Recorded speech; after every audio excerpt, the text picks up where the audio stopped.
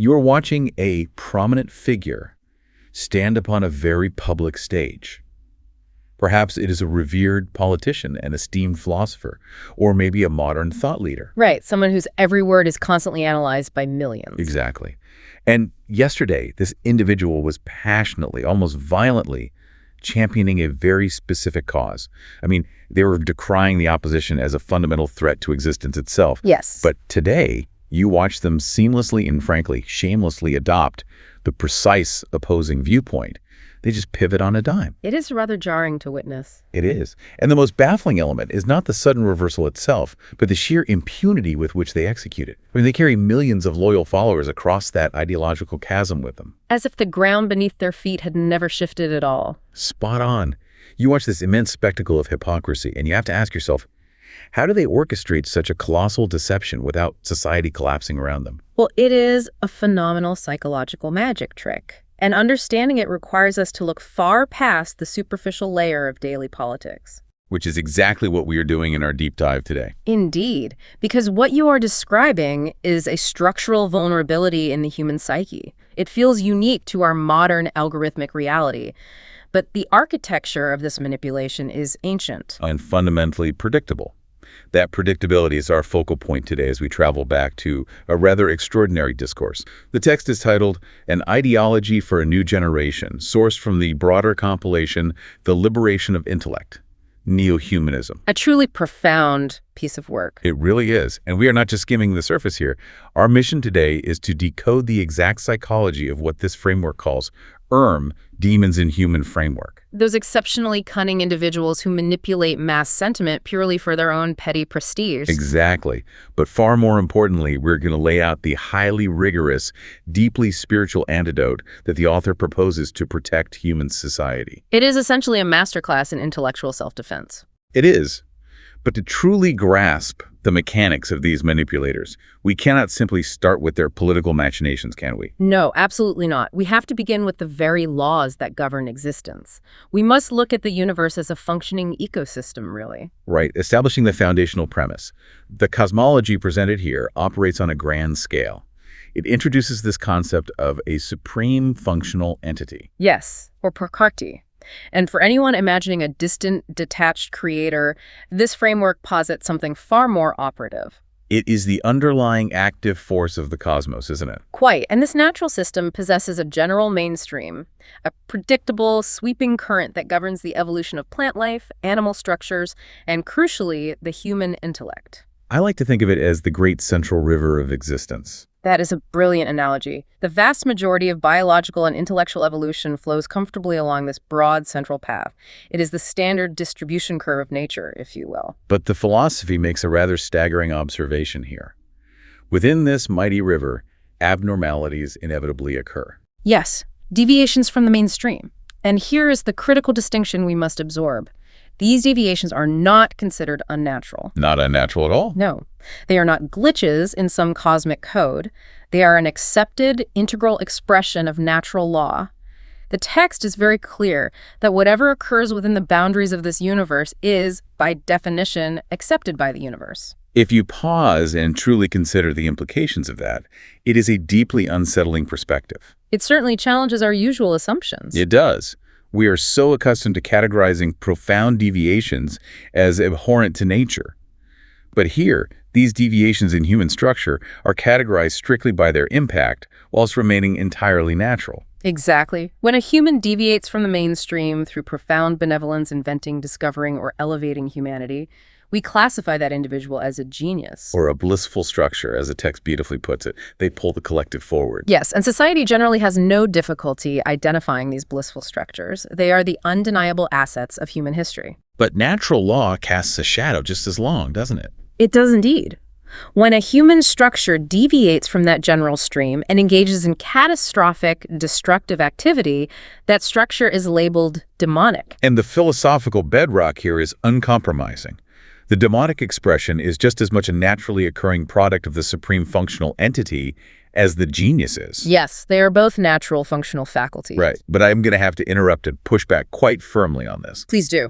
If we accept this premise, we are placing a historical tyrant who orchestrates the starvation of millions on the exact same cosmic footing as a medical genius who eradicates a global disease. I see where you're going with this. If both are simply natural deviations, does that not render human society a deeply tragic, chaotic ecosystem? I mean, are we essentially just prey living in a natural habitat, waiting for the universe to randomly spawn a predator? It feels almost fatalistic, doesn't it? It really does. I understand the discomfort perfectly, but it is not a doctrine of fatalism at all. It is rather a demand for clinical objectivity. How so? The tension you feel is the difference between the macro and the micro perspectives. From the macro perspective of the cosmos, there is no unnaturality. The universe is indifferent to the categorization of predator and prey. It merely produces functional faculties. Precisely. But from the micro perspective of human society, the impact of the demonic deviation is apocalyptic. So the philosophy is not suggesting we passively endure these individuals because they are natural. Heavens, no. It is demanding that we strip away our mythological, naive illusions about them. Right. By understanding that a tyrant is not some supernatural monster, but a naturally recurring biological and psychological phenomenon, we are forced to study their mechanisms clinically. We have to dissect them under the microscope. Exactly. And the anatomical description provided in this discourse is chilling precisely because of its banality. That is the word for it. Banal. When we hear the word demon, the mind conjures images of grotesque malice, something visibly horrifying that we can easily spot and avoid. Red skin and horns, that sort of thing. Quite. But the warning here is that these destructive forces exist squarely within a human framework. They look exactly like us. They do. They are exceptionally clever, infinitely cunning, and they operate in highly categorical systemic ways to misguide vast populations. Their supreme danger lies in their absolute normalcy. I mean, they do not arrive on the stage announcing their malevolence. No, they are charismatic, they are articulate, they weave themselves seamlessly into the social fabric. And their motivations are, frankly, pathetic. Oh, utterly trivial. They do not seek destruction for the sake of grand ideological purity. They do it for petty social status. A slightly larger accumulation of power, a fleeting temptation, perhaps a higher rung on the societal ladder. And to secure that trivial elevation, they are perfectly willing to steer the entirety of humanity into a ravine. Yes. And the ultimate tragedy, as the text points out, is our collective complicity in all of this. Because we're simply not trained to recognize this specific archetype of predator. No, we are not. The discourse observes how inclined we are to grant these highly articulate, cunning individuals immense, undue importance. We write voluminous biographies about them. We parse their speeches as if they contain profound authenticity. And in doing so, we construct the very machinery they use to destroy us. The simple, unwary public does not even register that they have been weaponized against their own interests. Which brings us to the operational mechanics. If these human chameleons are a naturally occurring phenomena, completely normal in appearance but devastating in impact, how exactly do they achieve mass hypnosis? That is the crucial question. What is the specific lever they pull to control millions of minds simultaneously without detection? The lever is sentiment, but a very specific, deeply ingrained type of sentiment. Right. The primary tool in their arsenal is the aggressive inflation of what the framework terms geosentiment and socio-sentiment. We must be quite precise with our definitions here. A sentiment in this context is an emotional attachment that entirely bypasses rational, critical thought. It is a biological vulnerability. Indeed. Geosentiment is an inflamed, entirely irrational loyalty to a specific geography. It is the cultivated belief that the particular patch of soil upon which one happens to be born and the people who share that soil are inherently, biologically, and morally superior to all others across a theoretical border. Exactly that. And socio-sentiment operates on the exact same neurological pathways, but it is tethered to a social grouping. Such as a specific class, a racial demographic, or a religious community. Yes. So the cunning leader surveys the masses, identifies these dormant, innate biological tribalisms, and systematically sets them on fire. They stand on the balcony and shout, "Our land is sacred, our specific group is exceptional by divine right, and we are under imminent threat from the outsiders." It is the oldest playbook in human history. It really is. But what elevates this 1982 analysis is its dissection of the sheer terror these manipulators secretly harbor whilst executing this strategy. Yes, the paradox of the manipulator. Let us examine the geopolitical liberation movements spearheaded by such figures. A leader will masterfully inflate the geo-sentiment of the population to rally them against an existing ruling power. They demand political liberty, waving flags, and declaring a new era of freedom for the land. But, as the analysis astutely points out, when you arouse the collective psyche to that fever pitch, a highly volatile chemical reaction begins in the minds of the masses. The fire starts spreading beyond the intended perimeter. Yes. The leaders become terrified because they know geo-sentiment, once fully ignited, cannot easily be contained to mere political rhetoric. Quite right. The people, having been told they are a great and free populace, might suddenly start demanding what the text terms geo-economic liberation. And that phrase, geo-economic liberation, is the ultimate nightmare for the self-serving politician. It translates to tangible, physical economic freedom. It means the people will no longer be satisfied with a new flag or a new anthem. They will expect the actual fruits of their supposed freedom. They will demand 2 common meals a day. Yes, adequate clothing, secure shelter, and the total eradication of their poverty. The discourse places us directly inside the calculating, panicked mind of the chameleon leader facing this inevitable demand. It is a fascinating psychological portrait. The leader calculates, it is practically impossible for me to provide 2 solid meals a day to these hungry, ill-clad millions, let alone secure for them the delicacies, the dainties, and the opulent lifestyle that I have grown accustomed to. They realize that if the masses demand true economic freedom, the entire exploitative economic architecture of the society must be dismantled. And rebuilt from the ground up. If the leader is forced to relinquish their hoarded wealth to feed the public, they reason, what was the point of enduring the immense trouble of obtaining political power in the first place? It is a devastatingly clinical dissection of cynical power, isn't it? Utterly clinical. The self-serving elite realize they must immediately short-circuit the very revolution they incited. They must guarantee that the fiery geopolitical sentiment they weaponize does not organically mature into a demand for actual economic justice. So they execute a maneuver that is echoed through the corridors of modern history, the peaceful transference of political power. Peaceful transference of power. It is a phrase we are taught to revere, a hallmark of civilized society. But this analysis strips the dignity right off it, doesn't it? It absolutely does. The cunning leaders, sensing the masses are dangerously close to demanding real resources, quietly approach the current, often foreign or entrenched rulers. They initiate backdoor negotiations in smoke-filled rooms. Yes, they whisper, "Let us orchestrate a peaceful transition now, before the populace tears the entire economic edifice down around both our ears." It is an act of supreme collusion. The leaders ascend to the political throne without having to push the public sentiment to its most dangerous, economically demanding pitch. And once the handover is complete, what fundamentally changes for the common person? The answer is brutally uncompromising. Nothing. Nothing at all.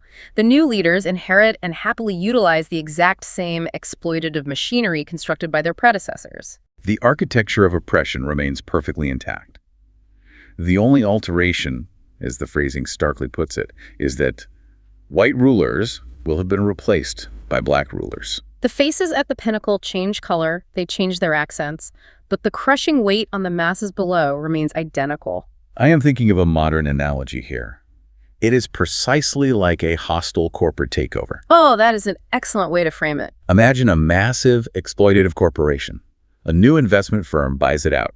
They immediately change the logo on the skyscraper to a bright, friendly color. They launch an expensive, heartwarming public relations campaign. Exactly, heralding a new era of synergy and community values. Right. But if you take the elevator down to the factory floor, the frontline workers are still entirely disenfranchised. Severely underpaid, stripped of benefits. Right. The new board of directors is executing the exact same exploitative rulebook to maximize their own quarterly profits. They're just doing it under a rebranded banner of liberation. The analogy holds perfectly, and the insidious nature of this takeover is how the new board maintains the illusion. Because the new leaders must actively, often violently, suppress the very people they claim to have liberated. Yes. They will stand on their balconies bathed in adulation and proclaim, "Rejoice, for we have attained political liberty." But simultaneously, they construct a narrative framework that criminalizes any demand for material survival.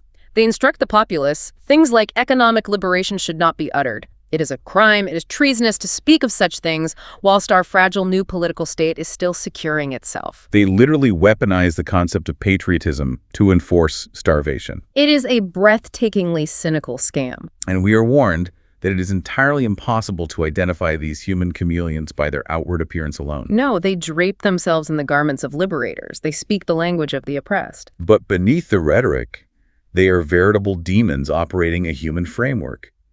It seems, frankly, like an impenetrable fortress of deception. It does appear that way. I mean, they control the initial sentiment, they control the backdoor transition, and they brutally control the narrative aftermath. If they're this intelligent, how do they ever fail? Well, the discourse argues that the universe has a built-in failsafe. A biological tripwire against permanent deception. Yes. The analysis shifts from political science to the deep neuroscience of deception, really. It posits a fundamental, unbreakable rule of natural law. No truth can be suppressed forever. Because the sheer architecture of the human brain dictates that the immense cognitive load required to maintain a massive structural hypocritical facade is biologically unstable. It is the crushing pressure of the lie. Exactly. The harder one actively tries to contain a secret, mentally repeating the mantra, I must not disclose this, I must never let the mask slip, the more the pressure builds. It becomes an inevitability that the truth will rupture the surface. Escaping from the sinner's mouths during what is termed an unguarded moment. This is perhaps their only inherent weakness. The supreme ego of the manipulator is their greatest weapon, convincing millions of their infallibility. But it is also their fatal flaw. They genuinely believe their intellect is powerful enough to maintain the illusion perpetually. But the human central nervous system requires periods of relaxation. The frontal lobe, the sensor of the brain, cannot maintain a state of hypervigilant suppression indefinitely. Whether facilitated by extreme exhaustion, overwhelming arrogance, or the introduction of chemical depressants, the sensor drops its guard for a fraction of a second. And the underlying reality violently spills out. The discourse provides a remarkably vivid, almost darkly comedic anecdote to illustrate this precise biological failure. The story of the religious leader, yes. A prominent leader within a specific religious community. This was a man whose public persona was meticulously constructed. His community vehemently, publicly opposed the rigid caste system, and they vehemently opposed the practice of idol worship. Though they maintained certain ritualistic sacrifices. In his daily life, this leader was the picture of guarded discipline. He was somber, he spoke very little, constantly maintaining the heavy armor of his public prestige. But the armor was heavy, and the unguarded moment eventually arrived. And in this instance, the catalyst was a bottle of wine. The alcohol acted as a chemical solvent, rapidly dissolving the intricate cognitive filters you work so tirelessly to maintain. And in that loosened state, he openly, freely confessed the depths of his hypocrisy. It is a staggering unraveling. It really is. This supposedly progressive reformist leader drunkenly admits, I do not believe in the archaic notions of casteism, but let me assure you I will certainly only marry my sons and daughters within my own specific Kayasta caste. Goodness. And the confession deepens, doesn't it? It does. He continues, I absolutely do not believe in these so-called gods and goddesses we denounce. But since I could not seem to find a suitable, high-status husband for my daughter, I secretly worship Lord Satyanaraya in the form of an idol behind closed doors.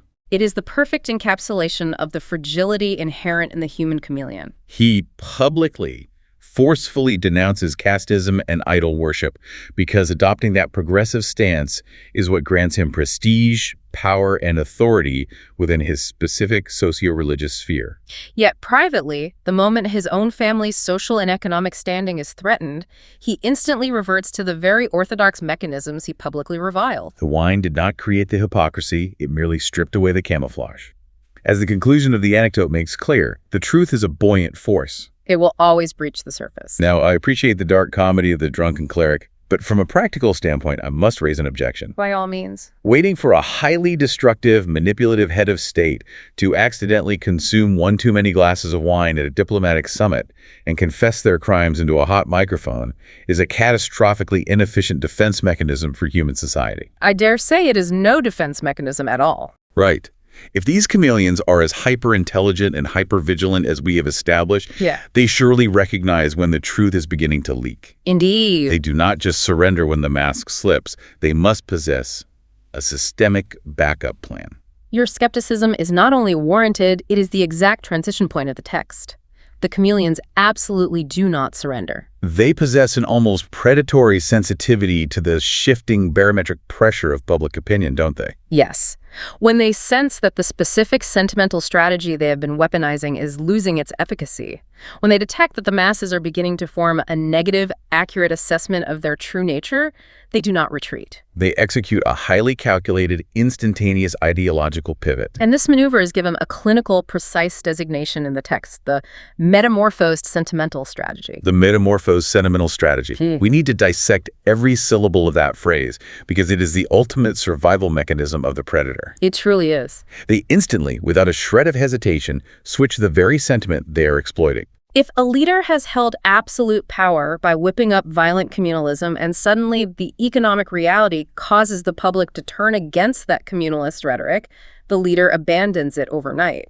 By morning, they're the nation's most fervent, passionate advocate for secular nationalism. Or they will swing with violent velocity from staunch nationalism to radical communism. The operative word is metamorphosed. This is not a gradual shift. It is a complete, structural, and sudden transformation of their outward identity. They shed their previous ideology as effortlessly as a serpent sheds its skin. And the speed is critical, isn't it? Absolutely. Yeah. Any delay, any moment of genuine hesitation or moral reflection would result in a fatal loss of prestige and grip on power. It requires a terrifying lack of core identity to execute this pivot seamlessly. It does, and the historical examples provided are fascinating because they span not just the grubby world of politics, but the supposedly elevated realm of ancient philosophy. Let us examine the political pivot first.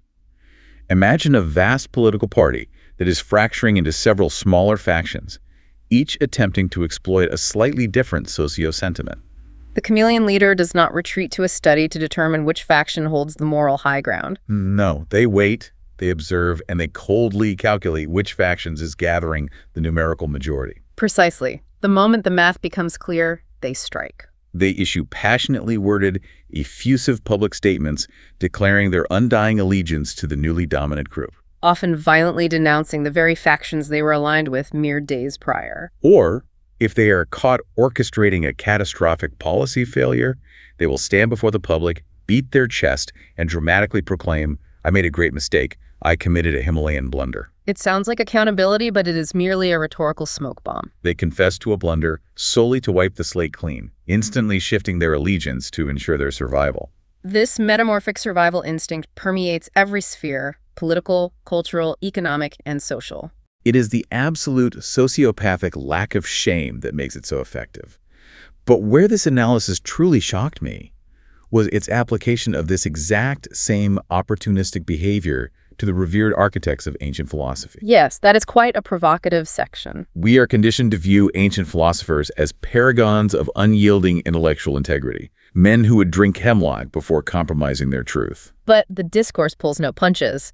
It turns its analytical gaze onto Maharshi Kapil. Maharshi Kapil is a monumental figure, the ancient mind associated with the founding of the psychophilosophy. In its original, unadulterated form, his framework was known as atheistic Sakya, or Nirishvara Sakya. It was a rigorous structural philosophy that explicitly did not require nor include the concept of a supreme entity or a creator god. It was intellectually uncompromising. However, the historical analysis points out that Kapil eventually found himself in a deeply precarious, embarrassing position. He possessed the profound intellect to realize that his entirely atheistic philosophy was too stark, too devoid of comfort.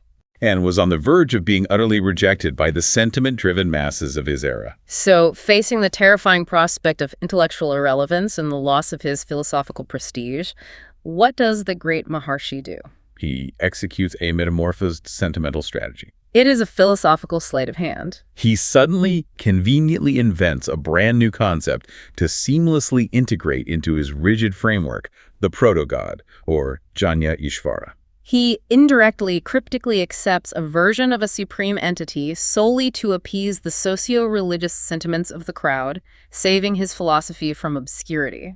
And the critique does not stop with Kapil. It takes direct, blistering aim at one of the most towering figures in Indian philosophy, Shankaracharya. Shankaracharya's influence is monolithic. He's the preeminent architect of the doctrine of Maya, the philosophy of absolute non-dualism. Which fundamentally asserts that the entire perceptible universe is a grand illusion. The discourse breaks down his rigid stance. He posited that there is illusion in the beginning, illusion in the middle, and illusion at the end, a state referred to in Sanskrit as pramada.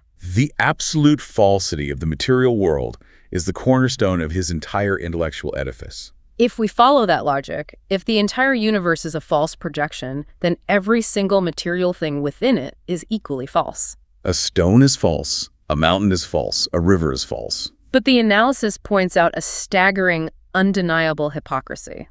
This exact same Shankaracharya, the man who built his legacy on the illusion of the material world, composed incredibly emotive, deeply devoted hymns praising the physical river Ganges. Yes, he wrote the famous lines, Devi Sureshvari Bhagavati Gauge, O divine Gauga, goddess who has descended from the heavenly abode of the gods. It is a profound contradiction, and the discourse asks the piercing, necessary question: if the universe is demonstrably false according to his own unyielding logic, then the physical river Ganges is unequivocally false. What possible necessity was there for a philosopher of his immense stature to compose eulogies to a false river? The conclusion drawn is harsh, but logically sound. This was a transparent case of intellectual somersaulting.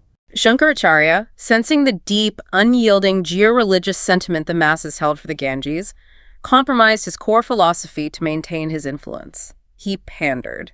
The text utilizes a brilliant, evocative metaphor, comparing him to a harmless, non-venomous snake that flattens its head to mimic a deadly cobra. Pretending to be dangerous simply to survive the environment. Somersaulting. It is such an undignified word to apply to a philosophical giant, which makes it perfect. Quite. But I must advocate for the listener here. Please. If a thinker, or a politician for that matter, is presented with new evidence, or if they genuinely realize a fundamental flaw in their previous worldview, isn't changing their mind the very definition of intellectual growth? It is a fair point. If we condemn every change of perspective as a metamorphosed strategy, do we not just encourage dogmatic stubbornness?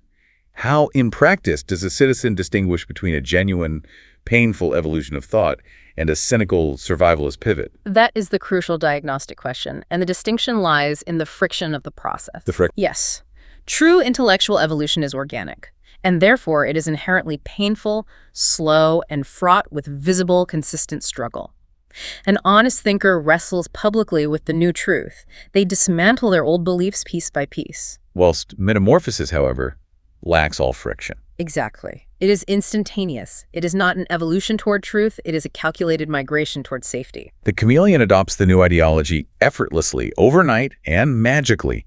The new truth perfectly, conveniently aligns with the preservation of their immediate power, wealth, or prestige. That is a phenomenal metric. An honest mind bleeds when it changes. A chameleon merely changes its color and smiles. And the consequences of these effortless, cynical somersaults in the political arena are anything but theoretical.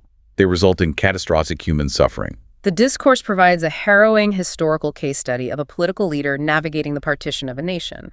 It examines a leader who achieved near-deific status by masterfully exploiting both geosentiment and socio-sentiment. This individual stood before millions and roared with absolute conviction, "I will not allow my country to be divided. I will not allow it to be vivisected. My country will be partitioned only over my dead body, and not a moment before." And the masses, intoxicated by this display of unyielding patriotic sentiment, wept, clapped their hands, and elevated him to the status of a god incarnate, their sole savior. But the geopolitical math changed. The political winds shifted violently, and the country was in fact partitioned.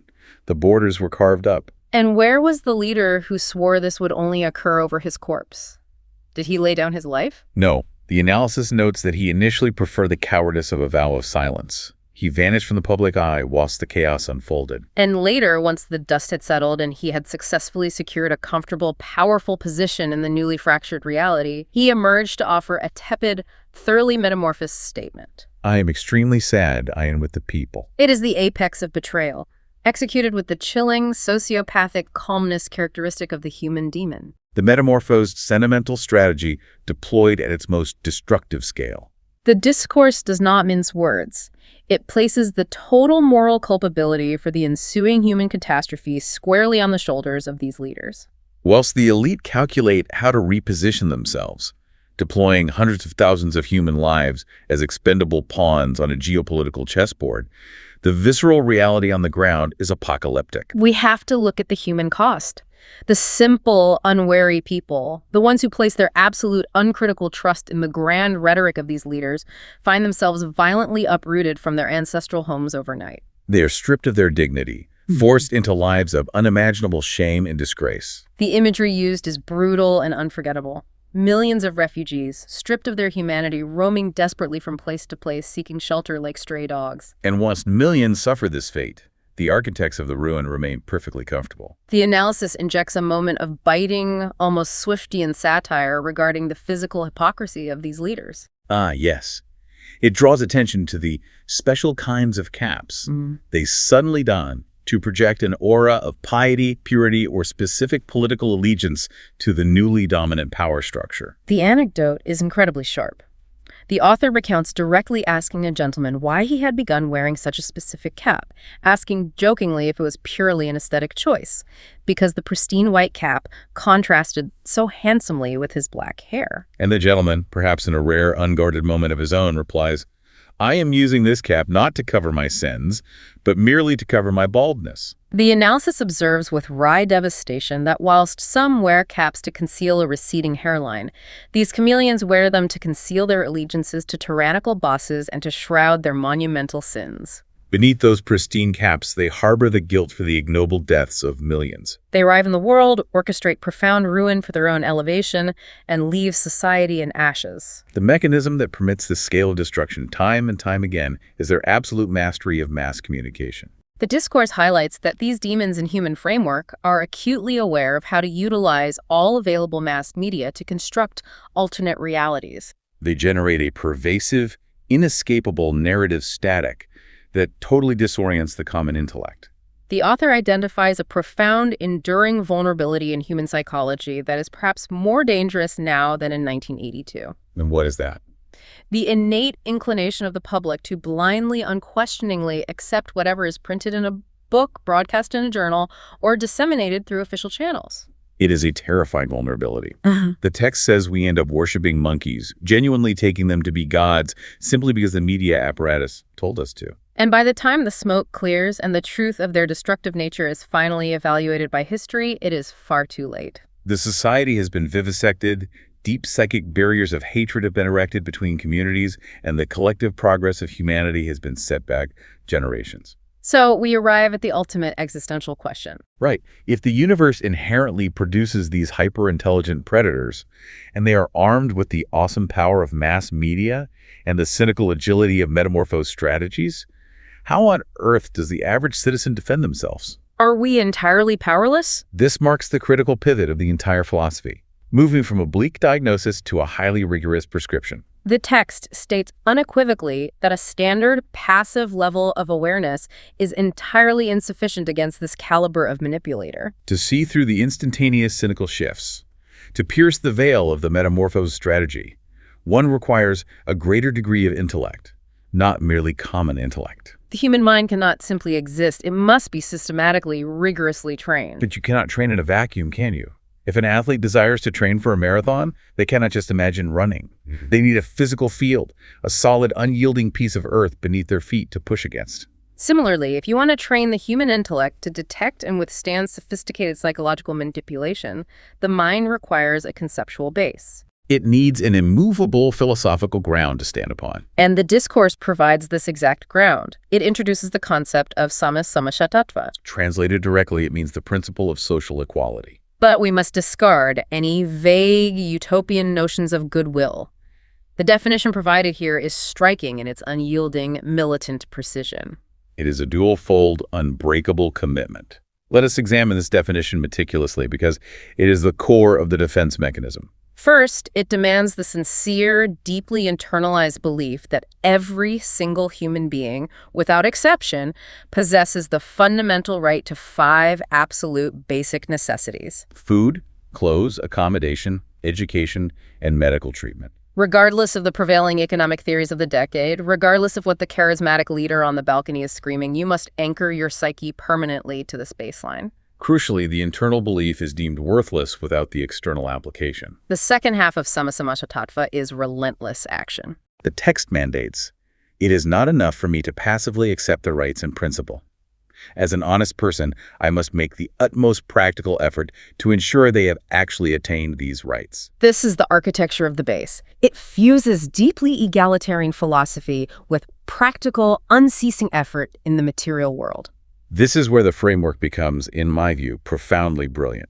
It is arguing that universal basic rights are not merely a political talking point or a progressive economic policy. Within this framework, they serve as an epistemological tool. They are a method for determining objective truth in a sea of lies. Expand on that, if you would. How does an economic baseline function as an epistemological tool? Well, think of it like calibrating a highly sensitive moral compass. If your mind is not calibrated to the absolute non-negotiable baseline that every single human being deserves food, shelter, and medicine, then your internal compass is broken. The needle just spins wildly. Exactly. So when a chameleon leader arrives and begins placing massive emotional magnets around your compass magnets of geosentiment and socio-sentiment, telling you that your nation is supreme, your race is divine, but demanding you ignore the starvation of your neighbors or the refugees dying at your border, a broken compass cannot detect the magnetic distortion. You follow the leader into the abyss. But if your mind is irrevocably anchored to sama-samája tattva, those magnets lose their power. The moment a leader prioritizes an abstract fiery sentiment over the practical mundane delivery of food and education to the most vulnerable, your compass points directly to fraud. You instantly, effortlessly detect the chameleon. That is an exceptionally lucid synthesis. Sama-samája tattva functions as an ideological immune system. It filters out the toxic noise of metamorphosed sentiments. If a politician violently switches their allegiance from nationalism to communism overnight, the citizen grounded in this space does not suffer cognitive dissonance or get swept up in the new rhetoric. They simply ask one empirical question. Are your utmost practical efforts currently securing food, clothing, housing, education, and medical care for every human being? If the material answer is no, the leader's new ideology is totally irrelevant. The rhetoric is hollow, and the manipulator is exposed. But the intellectual rigor of this discourse does not allow us to simply stand there feeling smug about our calibrated compass, does it? No, standing on the training field is a prerequisite, but an athlete who merely stands on the track is not an athlete. A philosophical belief, even one as robust as sama-samája tattva, becomes stagnant and useless if it lacks forward momentum.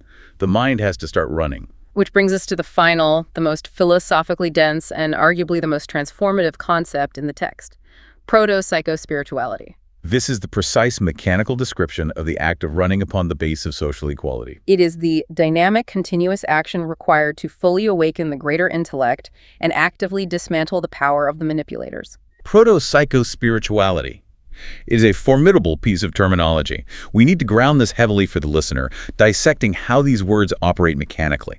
Let us begin with the core, psycho-spirituality. The author is detailing a trajectory. Psycho refers to the human psyche, the mind. It is the mind actively, consciously advancing toward a state of spiritual vastness. It is vital to note this is not an ascetic abandonment of the intellect in favor of blind spiritualism, is it? Not at all. Rather, it is the intellect itself stretching, expanding its capacity until it brushes against a higher realization. And the prefix proto modifies this how. Proto signifies something in its initial, vibrantly expressive developmental stage. The text employs a beautiful physical comparison, likening it to a flickering flame reaching upwards, as opposed to a fixed, unmoving light. It is expressive of constant movement. The awakened mind is not in a state of unruffled, static perfection. It is engaged in a highly dynamic, active process of becoming. To explain the physics of this mental movement, the discourse introduces the concept of systalsis. The systalsis is a biological and physical term meaning a rhythmic pulsation. It is the beating of a heart, the expansion and contraction of lungs, the peristalsis of the body. The text asserts that the movement of proto-psycho-spirituality operates on a specific systolic rhythm. There are two alternating, interconnected states within this pulse. Let us examine the two halves of the heartbeat.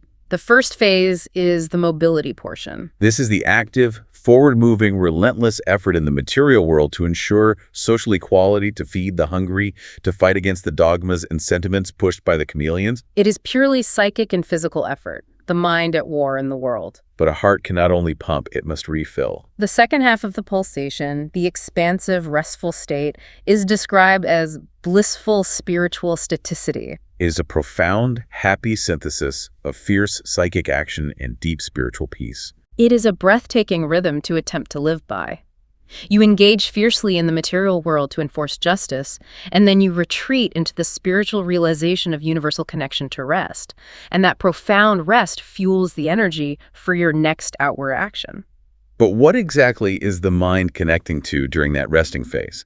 To elucidate this, the framework returns us to the macrocosmology we discussed at the very beginning. It introduces the physics of a circumrotarian universe. A circumrotarian system is one that rotates entirely around its own singular central nucleus. A wheel around a hub.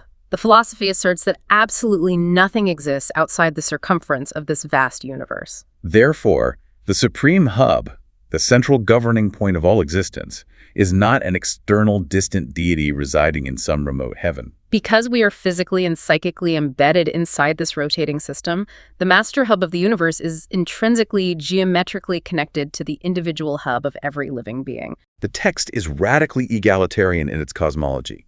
Every single grain of dust, every blade of grass, every human being, from the genius to the demon, is being equally, constantly controlled by that supreme hub. The ultimate objective of Proto-Psycho-Spirituality is to actively, consciously align your own individual psycho-spiritual hub so that it coincides directly, perfectly with that universal hub. And when that alignment is achieved, the psychological metamorphosis is absolute. The individual completely loses the perception of themselves as a fragile, separate, isolated entity fighting desperately for a tiny patch of geopolitical turf. They experience a literal psychological oneness. Their life force throbs in unison with the entire universe. Let us try to visualize this. It is akin to tuning a massive, complex, antique radio. Every human being is born with their own frequency dial, their individual hub, their ego, their specific fears and desires. For the vast majority of our lives, our personal dials are tuned to harsh static. Or worse, we are tuned directly to the loud, aggressive, terrifying frequencies broadcast by the human chameleons pushing socio-sentiments. We hear only division. But when you actively engage in the systolsis of proto-psycho-spirituality, fighting for equality, resting in connection, you are slowly turning your personal dial. When you finally lock onto the exact master frequency of the supreme hub, the static vanishes instantly. You are receiving the universal broadcast.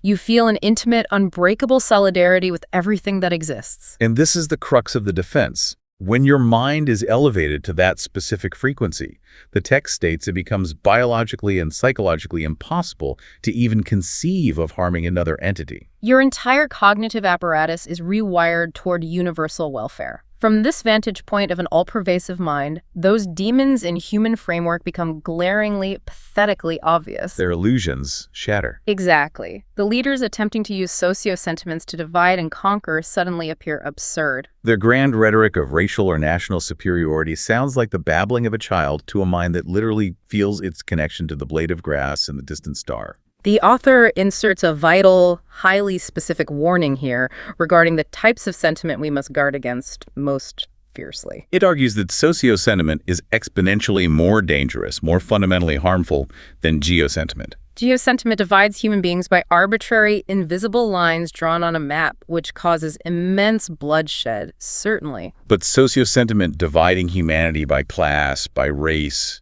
by deeply held religious dogma builds impenetrable psychic barriers right down the middle of a physical street. Right down the middle of a dinner table, right through the heart of a family. It fractures the human mind on a structural level that maps cannot touch. Which is precisely why this profound discourse culminates in a rallying cry directed specifically at the intelligent people. It addresses those individuals who have successfully calibrated their moral compasses with sama-samája Tattva and have begun tuning their minds through the rigors of Proto-Psycho-Spirituality. It warns them against the ultimate trap of enlightenment complacency. The text explicitly, fiercely condemns those who achieve this clarity and then retreat, choosing to lie peacefully in wait, like goody-goodies in isolated ivory towers. But philosophy demands friction. It insists that true enlightenment is synonymous with militant action. Once you possess the greater intellect to recognize the human chameleons, it becomes your absolute moral duty to expose them. You cannot simply save yourself. You must venture out and make the unwary, confused masses understand precisely how they are being manipulated and harmed. You must forcibly open the eyes of society. The text concludes with a soaring poetic mandate. You must spread your wings and soar high into the blue firmament. Because the core realization of the Supreme Hub is that there is no separation. The future of the awakened individual is inseparably biologically bound to the collective fortune of humanity. The collectivity is not a separate mass outside of you. It is a vital organ of your own expanded existence. The mission, therefore, is to gather the collectivity, drag them away from the darkness of exploited sentiments, and advance together toward what the text beautifully names the sweetest radiance of the new crimson dawn.